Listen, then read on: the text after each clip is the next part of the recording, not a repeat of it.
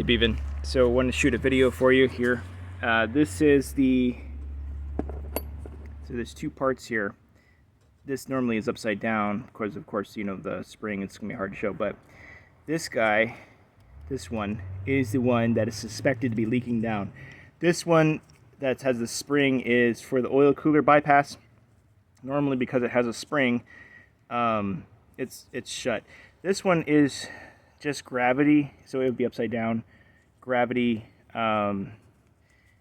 closed. The O-rings are fine. The grommets, they're fine. They're not cracked or anything. So sometimes these guys can just get jammed and stuck, and they don't close all the way.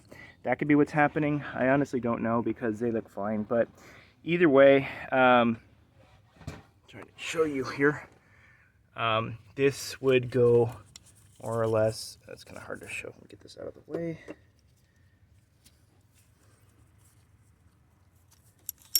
We go more or less right there. And then also that piece I was putting pressure on was this one. That is the, when you take the oil filter, it pops up and allows this cavity to drain down.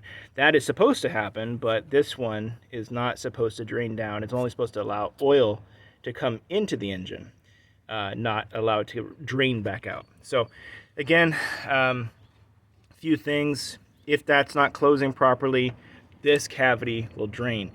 Even if your pump was bad, this should stop this from draining. So unfortunately, we don't know 100% if the pump is bad or good, but because, like I said on the phone with you, driving it, it seems very likely that everything's working on that end. But until we replace this, we don't know, because this is a cavity that is draining. And the other thing is, if it was a high pressure pump, this area in the middle, this is, so the oil comes up here, goes around the filter media, goes through the filter, and then into the middle. That feeds the oil cooler, and then it goes to the back for the high pressure oil pump. So this whole cavity, as you can see, is higher.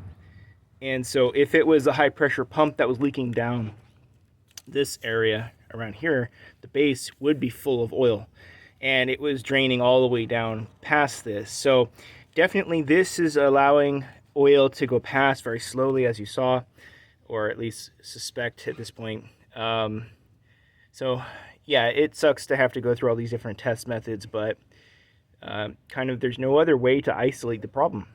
We had to go through all these different things to figure out what was wrong.